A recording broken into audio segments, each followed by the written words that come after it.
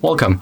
In front of me I have Samsung Galaxy S21 Ultra, and today I'm going to show you how we can turn off this double click feature on the power button. As you can see, our camera is turned on. So how we can turn it off? It's very easy. We have to move for the settings, then tap on the search pool, and we have to type right here side key.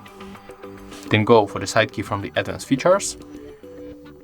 It's right here, and as you can see, the double press is turned on, so we can turn it off very easy. And right now when you double tap, it is not going to work anymore, right? So let's try another time. It is not working. You turn it off.